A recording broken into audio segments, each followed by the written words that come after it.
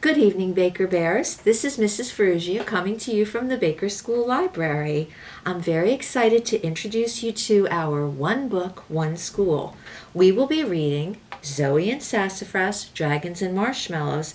This is the first book in the Zoe and Sassafras series written by Asia Citro. I will read the first chapter to you. Tomorrow, your teacher will talk to you, reread the chapter, and talk to you about the chapter. So, open your book and let's get started. Here we go. Chapter 1, Bug Circus. What is it, Sassafras?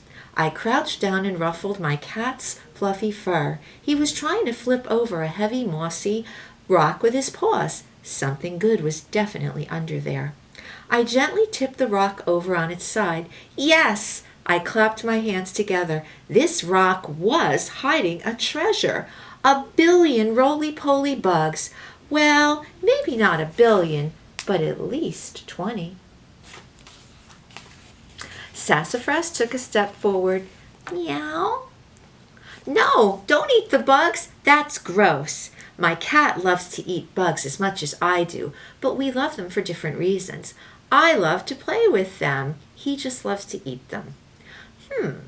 Now I just needed to think of something super amazing to do with these roly-polies. I held one in my hand and its tiny feet tickled as it walked. Sassafras trotted over to my pile of stuff and pawed at my thinking goggles. Oh, good idea, I said, as I put them on my head. Most scientists wear goggles over their eyes, but I do when I need to keep my eyes safe. But when I need to think of brilliant ideas, I wear my thinking goggles on top of my head. That way, they're closer to my brain. The roly-poly on my hand walked across a bridge that I'd made by touching the tips of 2 pointer fingers together. I've got it! Let's make a bug circus. I bent some thin twigs into hoops for the bugs to crawl through. Then I set up some small round rocks for them to balance on. Next, I tied some grass on either end of a flat piece of bark to make a swing that I held low to the ground in case any of my performers fell. My favorite part was the tightrope I made by balancing a long twig between 2 flat rocks. One of the biggest roly-polies climbed up the twig tightrope. I got down on my elbows in the soft grass to cheer him on. Come on, little buggy, you can do it. Almost. No, he tumbled into the grass, and then another one followed. The bigger roly-polies were having too much trouble. I carefully plucked the smallest of the roly-polies from the ground. Okay, little guy, you might be the smallest, but I think you can do this. Show me what you've got. I placed the tiny roly-poly on one end of the twig. As he crawled along, I held my breath and I didn't let it out until he was across. He made it! I jumped up, cheered, and looked around for my mom. Then I remembered she was inside packing. I was used to her being out there with me.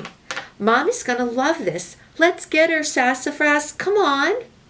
I glanced over my shoulder just in time to catch Sassafras creeping toward my circus performers. No way, kitty, you're coming with me. I do not trust you out here with my bugs. My new little friends are not your snacks. Sassafras gave me a stinky look, but he gave in and followed me. As we got close to the house, I spotted my mom in the window, but she wasn't looking at us. She was looking at our old barn and holding a photo. Hi Baker Bears, it's Miss Kitley and I'm going to be reading Chapter 2, The Mystery Photo with you. So go ahead and open your books. Alright, ready? The Mystery Photo. Sassafras and I burst into my mom's office. She jumped and quickly hid the photo under a pile of papers before smiling at us. Mom! Sassafras found 1 billion roly-polies under a rock in our yard! And I wasn't sure what to do with them, but then I used my thinking goggles. And we made a circus! With a tightrope and everything! Can you come see, please? That sounds wonderful, Zoe. I'm almost finished getting ready for this trip. Give me 5 more minutes? Well, I shrugged and leaned on her desk. While Sassafras wove through my legs, I was trying to act like I didn't mind her leaving for a trip. But maybe I felt a little nervous about not seeing her for a whole week. I was also curious about that photo she'd stashed away so quickly. As she packed, I poked at her papers and scooched them around. Whoa! What was that? A purple glow came from under a pile of papers. I pushed the top papers aside and gasped. In the photo was my mom when she was around my age. She was grinning with 2 missing teeth. With a purple frog on her head that was glowing. I almost dropped the photo. Mom glanced over her shoulder. What is it? I held out the photo with a trembling hand. This photo? This frog? It's glowing! How? My mom spun around so fast that some of the papers she was holding fell and scattered on the ground. You see Pip? Pip? Who was Pip?